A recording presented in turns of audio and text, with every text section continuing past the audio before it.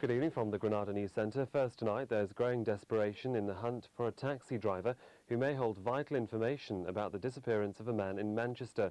Vinnie Derrick was last heard talking to the driver 11 days ago, but hasn't been seen since. Michelle May has the latest. He simply vanished. This is Vinnie Derrick. It was a normal Friday night out for him on the 29th of August. Leaving the Jabez Clegg pub in Manchester, he'd arranged to stay at his boss's house in Cheadle-Hulme. On his way there in a cab, he told the driver to stop, calling his boss to say that the fare was too high. Getting out of the car, Vinnie accidentally made a call on his mobile phone. I think so. Thank you very much. You're welcome, mate. Cheers. What happened next is a mystery. Vinnie told his boss that he'd been dropped off on the A34 but never arrived at her house. Today, sniffer dogs have been searching the area but have found nothing. Police have a long task ahead of them, searching the entire dual carriageway. They need that taxi driver to come forward. It's crucial. The taxi driver can give us information as to where he dropped Vinnie off, and from that information we can then calibrate how far he was likely to be an hour later, 2 hours later, what route he's likely to have taken. I am not interested in the taxi driver's way of life or how he makes his living. I just need to know where he dropped Vinnie off. I just think something's happened to him. That he wouldn't. Why would he not get to a phone? Why wouldn't he ring me? Vinnie's wife made an emotional appeal for help last week. Whilst she waits for news, police begin the grim task of searching local ponds. David Beckham said he was surprised and staff at Manchester United have been speaking to their sudden shock at the departure of Chief Executive Peter Kenyon.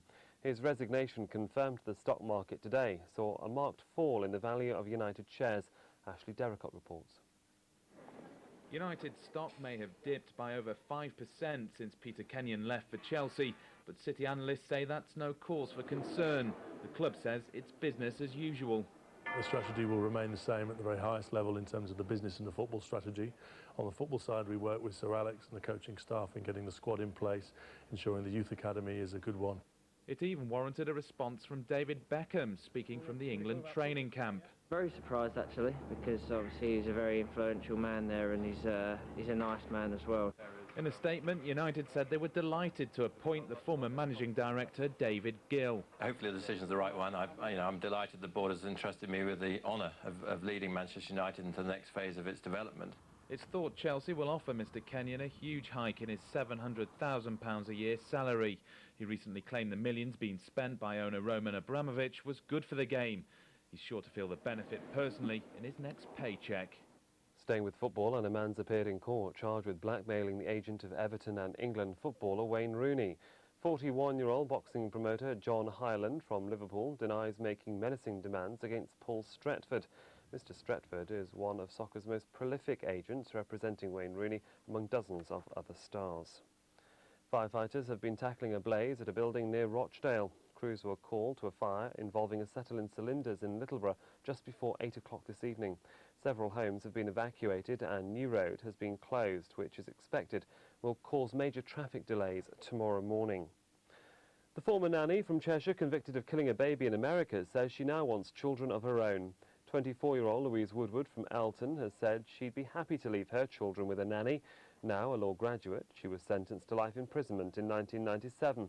A conviction was later reduced to involuntary manslaughter.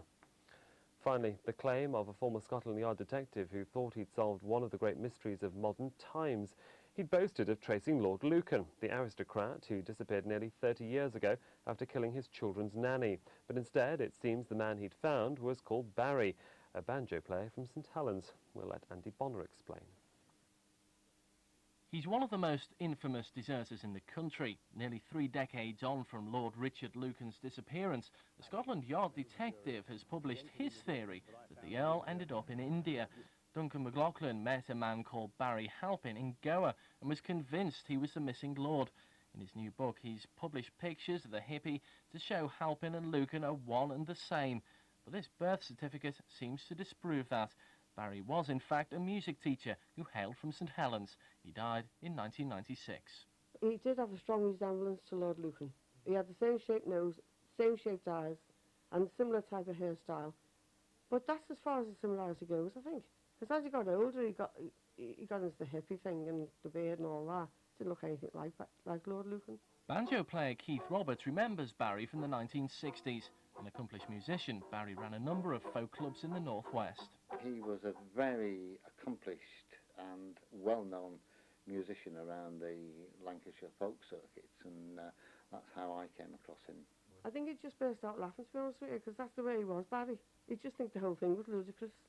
I mean, the fact that he's got a strong St Helens accent, and, you know, can't imagine Lord Lucan speaking like that, and no one, no matter how good they are as an actor, could take on an accent like that. Whichever story you believe, one thing is certain. The renewed interest in Lord Lucan certainly won't harm sales of the latest book to speculate on the fate of the missing girl. Oh well, now you see him, now you don't. That's it from Granada. Back now to Trevor MacDonald in London from me. Good night.